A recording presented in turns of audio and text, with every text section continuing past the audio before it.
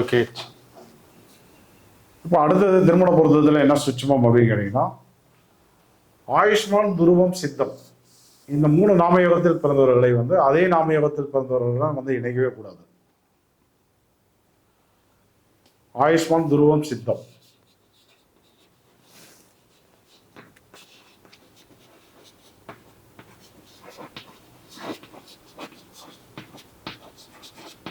ஒருத்தருக்கு ஒருத்தர் கொல்றது கூட தயங்க மாட்டாங்க.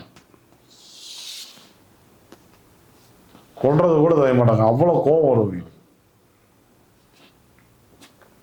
ஒருத்தருக்கு ஒருத்தர் வந்து இந்த செய்வனை ஏவல் பில்லி சுனியை வச்சுக்கிறதெல்லாம் இந்த மாதிரி ஆளுங்க தான்.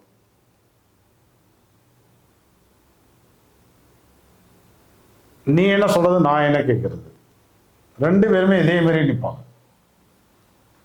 நீ என்ன சொல்றது, நான் என்ன கேட்கறது அப்படிங்கிறது 2 பேருமே வந்து சரிக்கு சரியா நிற்பாங்க. 2 பேருக்குள்ளாரையும் வந்து எந்தவித அன்பு, பாசம், பிரியம் எதுவுமே இருக்காது. கருத்து வேறுபாடுகள் மட்டும் இருந்துகிட்டே தான் இருக்கும். பெரிய அளவில் இருக்கும். கொஞ்சம் கூட ஒரு பொறுமை, நிதானம் என்பது இருக்கவே இருக்காது. அதனால வந்து ஆயுஷ்மான், துருவம், சித்த நாமயோகத்தில் பிறந்தவர்களை ஆயுஷ்மான், துருவம், சித்த நாமயோகத்தில் பிறந்த மற்றொருவரை வந்து இணைக்கவே கூடாது.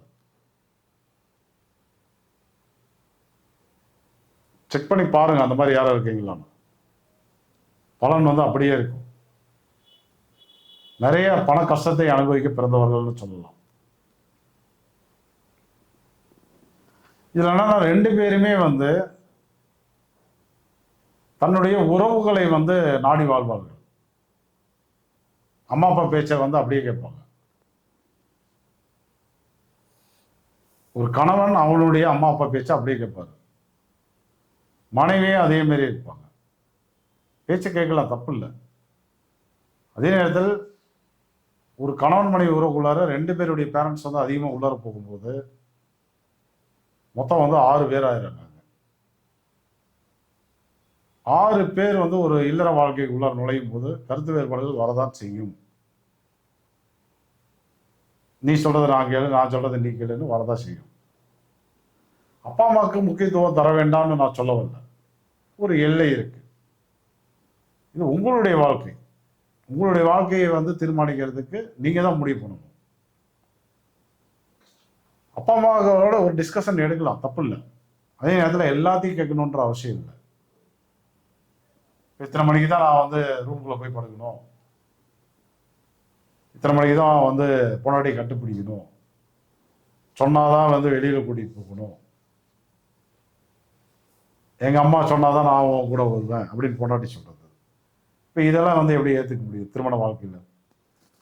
ஏத்துக்க முடியாது. ஓரளவுக்கு விஷயங்களை வந்து நம்ம வந்து முன்னோர்களை வச்சு பேசிக்கலாம், தப்பு இல்லை.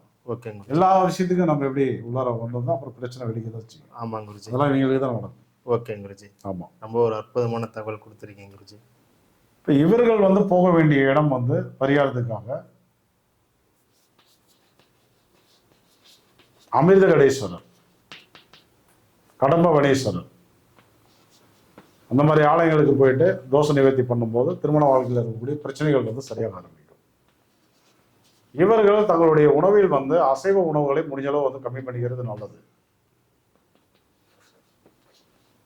அசைவ உணவுகளை கம்மி பண்ணிக்கிறது நல்லது. ஏன்னா மூர்க்கத்தனமான கோபம் உடையவர்கள் இவர்கள்லாம் வந்து அசைவ உணவுகளை சாப்பிடும்போது இன்னும் வந்து டெரரா மாறிடுவாங்க. ஒருத்தர் வந்து வெட்ட கூட தயங்க மாட்டாங்க. ஓகேவா?